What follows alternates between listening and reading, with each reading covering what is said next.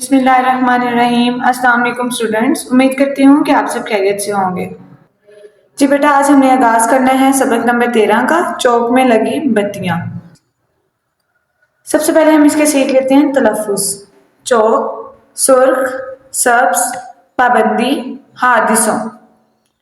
वसीम मामू जान के साथ मोटरसाइकिल पर घर जा रहा था। मामू जान चौक में पहुंचे तो उन्होंने मोटरसाइकिल अचानक रोक दी। वसीम ने पूछा, मामू जान, आपने मोटरसाइकिल क्यों रोक दी? मामू जान ने जवाब दिया, बेटा, सुर्ख बत्ती का मतलब है रुक जाओ, वो सामने देखो, सुर्ख बत्ती जल रही है।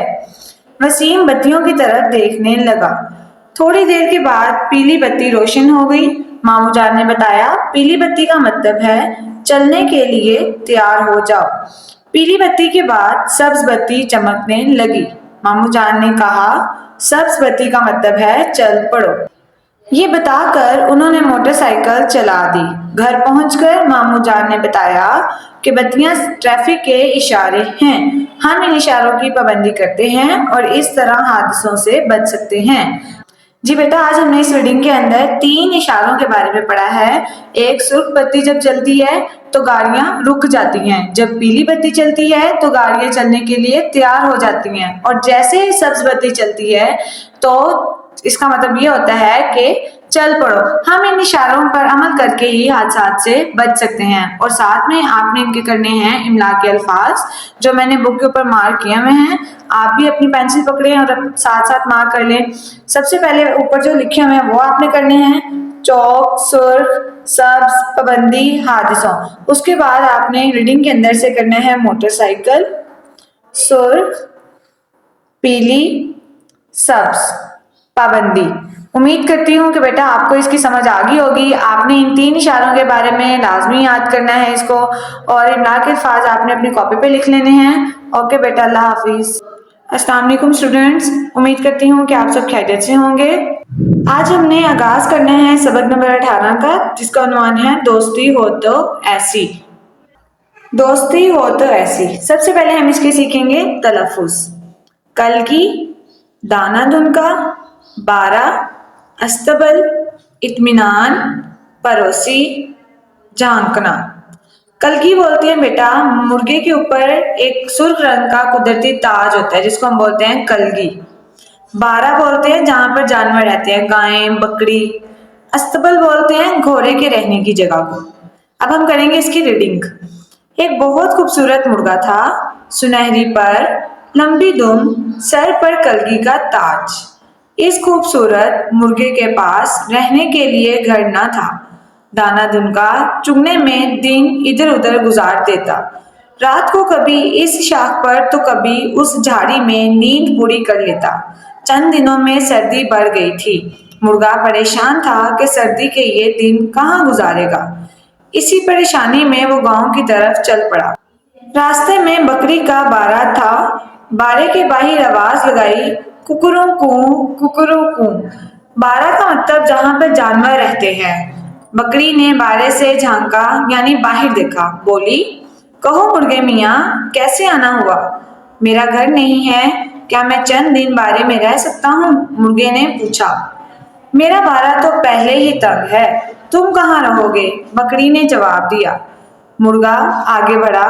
कुछ दूर घोड़े का अस्तबल था, यानी जहां पे घोड़ा रहता है, अस्तबल। अस्तबल के करीब पहुंचकर मुर्गा चिल्लाया, कुकरू कू। घोड़ा अस्तबल के दरवाजे पर आया, बोला, मुर्गे मियाँ, आज कैसे याद किया? हमने आज रीडिंग यहीं तक करनी है, बाकी आप रीडिंग कल वीडियो जरूर देखिएगा ताकि आपको इसकी स्टोरी के बारे में पता चल जाए। इसकी इमला के जो आपने अल्फाज करने हैं रीडिंग के साथ, वो ऊपर ये जो ऊपर लिखे हुए हैं ना मैंने इमला के अल्फाज, यानी कल की, दाना धुन का, 12, अस्तबल, इत्मीनान, पड़ोसी, झांका। ये आपने इमला के अल्फाज याद करने हैं, कॉपी पे लिखने हैं और उसकी प्रैक्टिस भी करनी है। अल्लाह हाफिज। अस्सलाम वालेकुम स्टूडेंट्स, उम्मीद करती हूँ आप सब खैरियत से होंगे। आज हम इसका पढ़ेंगे सबक नंबर 19। जी बेटा, सबक नंबर 19 है हमारा, जिसका उन्वान है दिल पाकिस्तान। इसके अंदर हमने ये पढ़ना है कि पाकिस्तान के कितने सूबे हैं, پاکستان کا پرچم کون سا ہے، اس کے کتنے رنگ ہیں، اس پر کیا بنا ہوا ہے۔ چلیں ہم چلتے ہیں اپنے سبق کی طرف۔ تلفظ سیکھیں۔ ملنسار یعنی ہر ایک سے ملنے والا۔ شندور، جفاکش کا معنی ہوتا ہے محنتی۔ بندرگاہ، سمندر کے کنارے جہاں پر جہاز کے ٹھہرنے کا مقام ہوتا ہے۔ خطے سرزمین کو بولتے ہیں۔ مہکتا، خوشبودار۔ اچھا بیٹا یہ جو میں نے مارک کیا ہے نا لفظ، اس کا مطلب ہے کہ یہ ان کی آپ نے املا کرنی ہے، اور یہ جو اوپر بھی لکھے ہیں ان کی بھی۔ اب ہم کرتے ہیں اس کی ریڈنگ۔ بل کھاتے دریا، سرسبز میدان، بلند پہاڑ اور گھنے جنگل، کتنی خوبصورت ہے یہ سرزمین۔ اسے پاک سرزمین بھی کہتے ہیں۔ پاک سرزمین یعنی پاکستان۔ پاکستان 14 اگست 1947 کو وجود میں آیا۔ اس کے 4 صوبے ہیں: پنجاب، سندھ، بلوچستان اور خیبر پختونخوا۔ آزاد کشمیر اور گلگت بلتستان بھی اس کا حصہ ہیں۔ اس کا سب سے لالی پرچم بھلا لگتا ہے یعنی اچھا لگتا ہے۔ آئیے آج آپ کو پاکستان کی سیر کرائیں۔ دل پاکستان، یہ سچ ہے کہ پاکستان ہمارا دل ہے، لیکن پاکستان کا دل لاہور ہے۔ لاہور صوبہ پنجاب کا دارالحکومت ہے، جو آبادی کے لحاظ سے پاکستان کا سب سے بڑا صوبہ ہے۔ لاہور کو کالجوں اور باغات کا شہر بھی کہا جاتا ہے۔ اب ہم پڑھیں گے نیکسٹ پیراگراف میں کراچی کے بارے میں۔ سمندر کسی بھی ملک کی تجارت میں اہم کردار ادا کرتا ہے۔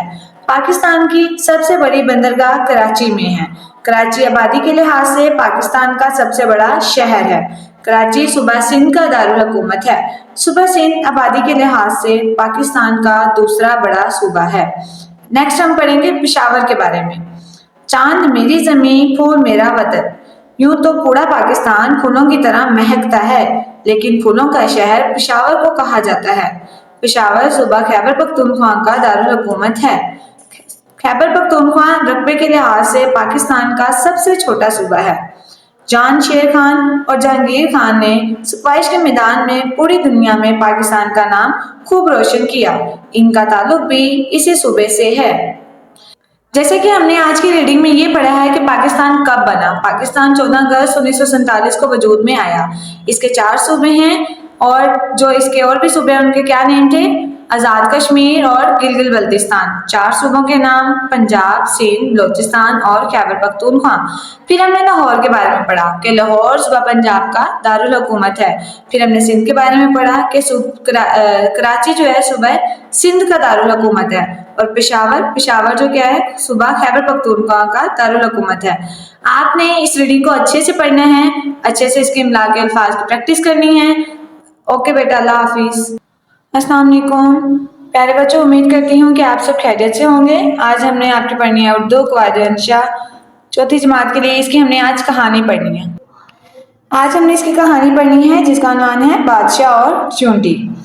ایک دفعہ کا ذکر ہے کہ ایک ملک پر ہمسایہ ملک نے حملہ کر دیا۔ بادشاہ کو بری طرح شکست ہوئی یعنی وہ ہار گیا۔ وہ ایک غار میں چھپ کر بیٹھ گیا۔ اس نے دیکھا کہ ایک چونٹی دانہ منہ میں ڈالے دیوار پر چڑھتی ہے اور پھر گر جاتی ہے، پھر چڑھتی ہے اور پھر گر جاتی ہے۔ اسی طرح وہ 8 بار چڑھی اور گر جاتی۔ 9ویں بار جب چونٹی دیوار پر چڑھ گئی تو بادشاہ سوچنے لگا، جب یہ ننھی سی جان بار بار کوشش کر کے اپنے بل تک پہنچ سکتی ہے تو میں کیوں نہیں کوشش کر سکتا۔ غرض بادشاہ نے ہمت کی، اپنی فوج تیار کی اور لڑائی کے لیے چلا گیا، اور اس بار وہ فاتح ہوا۔ یعنی کہ بیٹا پہلے جب وہ مایوس ہو گیا، پھر اس کو ایک مثال دی گئی، اس نے چونٹی کی ایک مثال دیکھی کہ وہ دیوار پر چڑھ رہی تھی لیکن وہ بار بار گر جاتی تھی، لیکن آخرکار وہ کامیاب ہو ہی گئی۔ آپ کو بھی چاہیے، ہمیں بھی چاہیے کہ جب ہم کسی چیز میں ناکام ہو جائیں تو ہمیں ہار نہیں ماننی چاہیے، بلکہ ہمیں بار بار کوشش کرنی چاہیے۔ امید کرتی ہوں آپ کو آج کی کہانی کی سمجھ آ گئی ہوگی۔ اللہ حافظ۔ السلام علیکم جماعت پنجم، امید کرتی ہوں آپ سب خیریت سے ہوں گے۔ ہم نے اس کے سبق نمبر 19 کا آغاز کیا ہوا ہے جس کا عنوان ہے حسن سلوک۔ ہم مشق پہ تھے۔ آپ کی مشق کا سوال نمبر 4 تھا، دیے ہوئے سوالوں کے جواب لکھیں۔ پہلے 2 سوال ہم نے کر لیے ہیں، آج ہم نے اس کے اگلے 3 سوال کرنے ہیں۔ سوال نمبر 3 ہے، عابد کو تعلیم کس نے دلوائی اور اس کا کیا فائدہ ہوا؟ اس کا جواب ہے، عابد کو ایک اسکول پرنسپل نے تعلیم دلوائی اور اس کا فائدہ یہ ہوا کہ وہ پڑھ لکھ کر ایک آفیسر بن گیا۔ سوال نمبر 4 ہے اس کا، ظفر نے جس حسن سلوک کا مظاہرہ کیا اس کے بارے میں آپ بتائیں۔ ظفر نے اپنے انعام کے پیسوں سے عابد کو ایک سفید چھڑی خرید کر دی جسے پا کر عابد بہت خوش ہوا تھا۔ 5واں سوال ہے آپ کا، اگر آپ ظفر کی جگہ ہوتے تو عابد کی مدد کیسے کرتے؟ تو جواب ہم اس کا یہی لکھیں گے کہ اگر میں یا ہم ظفر کی جگہ ہوتے تو عابد کی مدد ایسے ہی کرتے جیسے کہ ظفر نے کی۔ آپ نے ان تینوں کوشچنز کو اپنی کاپی پہ نوٹ کرنے ہیں اور ساتھ میں یاد بھی کرنا ہے۔ اللہ حافظ۔ السلام علیکم جماعت ششم، آج ہم پڑھیں گے آئینہ اردو کہانی۔ کہانی کا عنوان ہے اونٹ اور گیدڑ۔ میں آپ کو اس کی کہانی سنا دیتی ہوں۔ ایک اونٹ اور گیدڑ کی آپس میں بہت گہری دوستی تھی۔ وہ ہمیشہ اکٹھے رہتے تھے۔ ایک دن انہوں نے سوچا کہ ہم خربوزے کھانے چلتے ہیں۔ اونٹ نے گیدڑ کو اپنی پشت پر بٹھایا اور دونوں نے دریا عبور کر لیا۔ دریا عبور کرنے کے بعد اونٹ اور گیدڑ خربوزوں کے گیٹ میں گھس گئے اور جی بھر کر خربوزے کھائے۔ جب گیدڑ نے خربوزے کھا لیے تو وہ کھیت کے کنارے پر جا کر بیٹھ گیا اور چلانا شروع کر دیا۔ اونٹ نے اسے منع بھی کیا لیکن وہ باز نہ آیا۔ جب کسان نے، جو کھیت کا مالک تھا، اس نے اس کی آواز سنی تو وہ لاٹھی لے کر آیا۔ گیدڑ تو ایک جھاڑی کے پیچھے چھپ گیا لیکن اونٹ بیچارہ قابو آ گیا۔ کسان نے اس کی خوب پٹائی کی۔ گیدڑ تو یہ دیکھتا رہا اور مزے لیتا رہا۔ اونٹ کو گیدڑ پر بہت غصہ آیا اور وہ اس سے بدلہ لینا چاہتا تھا۔ اونٹ جب وہ دونوں واپس آنے لگے تو گیدڑ اونٹ کی پشت پر سوار ہو گیا اور دونوں نے دریا عبور کرنا شروع کر دیا۔ جب وہ دریا کے درمیان میں پہنچے تو اونٹ نے دریا کے اندر غوطہ لگانا شروع کر دیا۔ گیدڑ بولا، تم یہ کیا کر رہے ہو؟ میں ڈوب جاؤں گا۔ اونٹ نے کہا، کھانے کے بعد نہانا میری عادت ہے۔ اس طرح اس نے اپنے کیے کی سزا پائی اور گیدڑ جو تھا وہ ڈوب گیا۔ نتیجہ اس کا ہے، سبق جیسا کرو گے ویسا بڑھو گے۔ یعنی کہ اگر ہم کسی کے ساتھ اچھا سلوک کریں گے تو بدلے میں ہمارے ساتھ بھی اچھا سلوک کیا جائے گا، لیکن ہم جب کسی کے ساتھ برا سلوک کرتے ہیں تو پھر ہمیں اس کے لیے بھی تیار رہنا چاہیے۔ امید کرتی ہوں آپ کو اس کہانی کی سمجھ آ گئی ہوگی۔ آج کے لیے اتنا ہی۔ اللہ حافظ۔ السلام علیکم جماعت ہفتہ، امید کرتی ہوں آپ سب خیریت سے ہوں گے۔ مضمون جس کا عنوان ہے علامہ اقبال، ہم نے اس کا آغاز کیا ہوا تھا، امید ہے کہ آپ نے اس کو یاد کر لیا ہوگا۔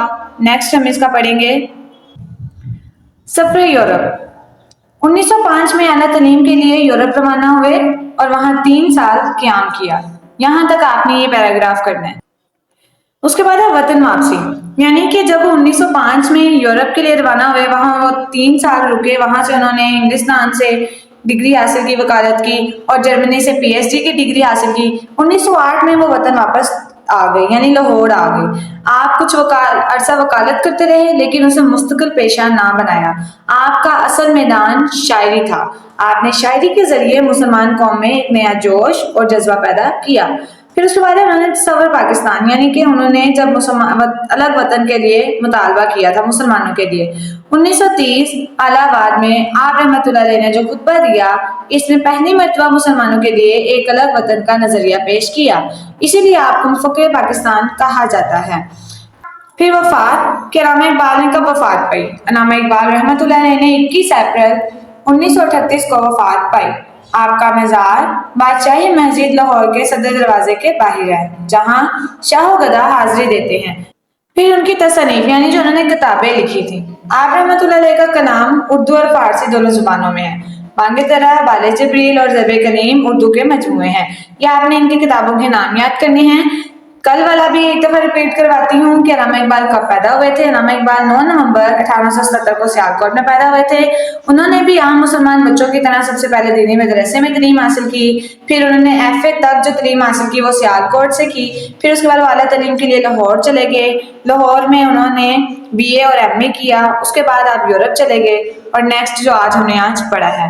امید کرتی ہوں آپ کو اس کی سمجھ آ گئی ہوگی۔ آج کے لیے اتنا ہی۔ اللہ حافظ۔ السلام علیکم جماعت اسلام، کیسے ہیں آپ سب؟ امید کرتی ہوں آپ سب خیریت سے ہوں گے۔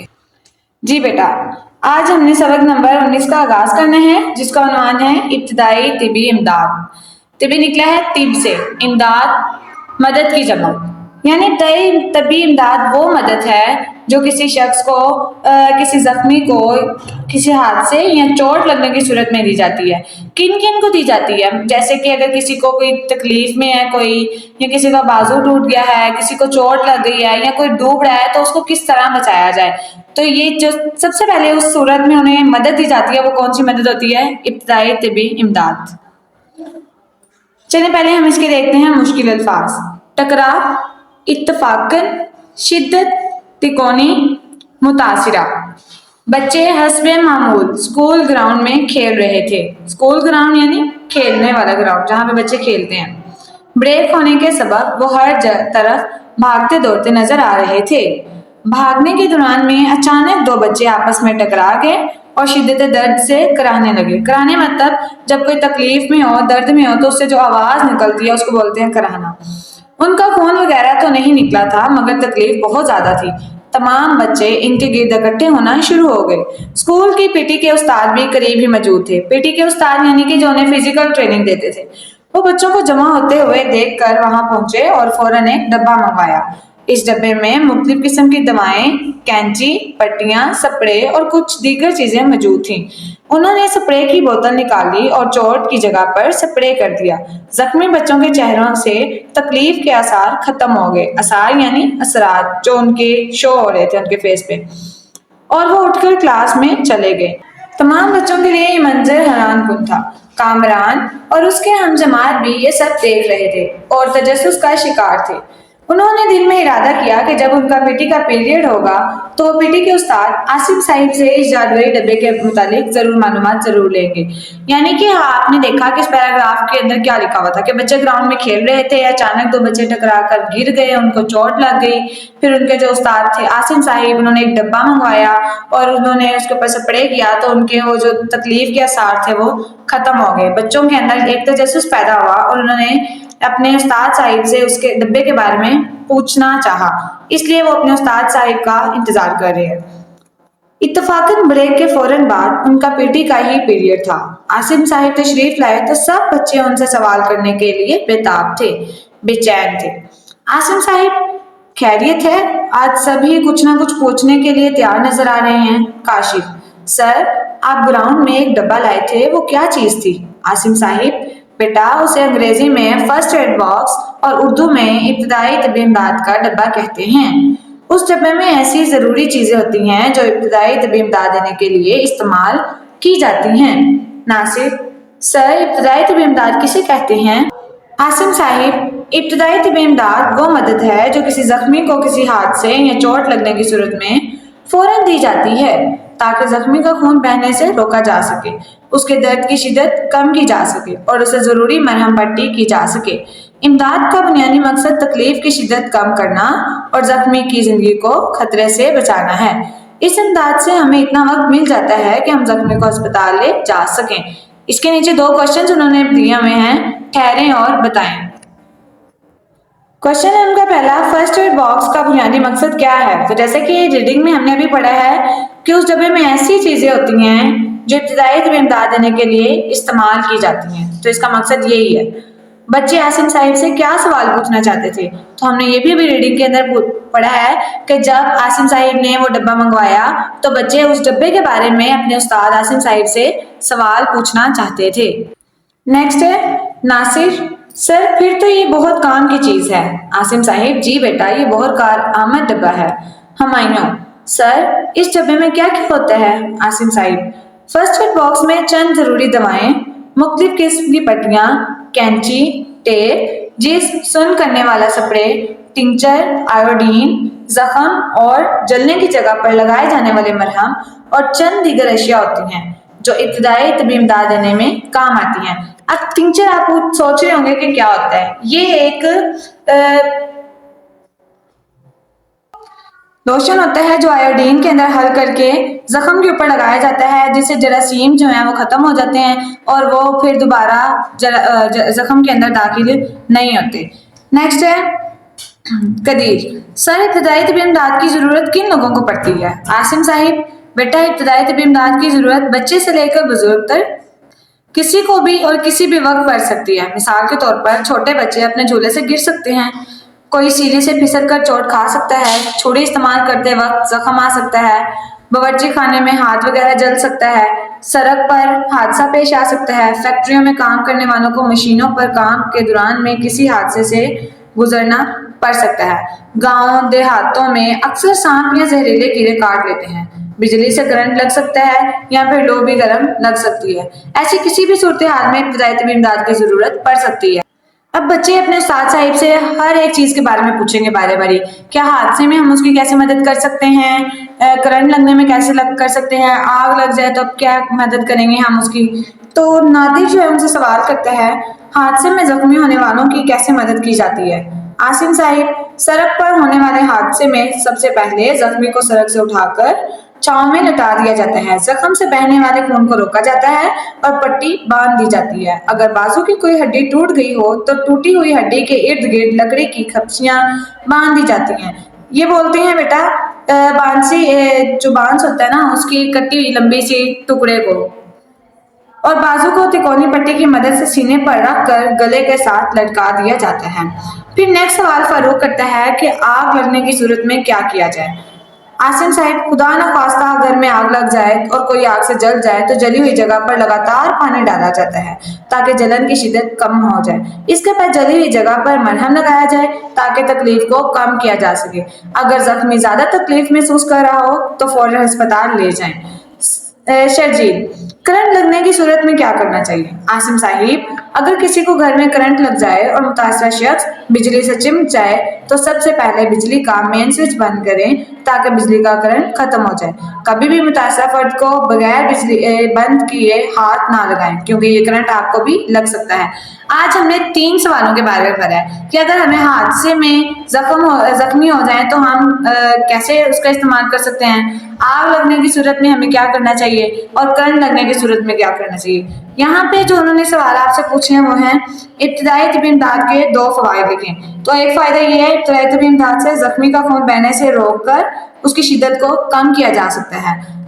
درد کی شدت کو، سڑک پر حادثے میں کوئی زخمی ہو جائے تو سب سے پہلے کیا کرنا چاہیے؟ تو ابھی ہم نے اوپر پڑھا، سڑک پر اگر کوئی زخمی ہو جائے تو سب سے پہلے اسے اٹھا کر چھاؤں میں لٹا دینا چاہیے، زخم سے بہنے والے خون کو روکا جائے اور پھر پٹی باندھ دی جائے۔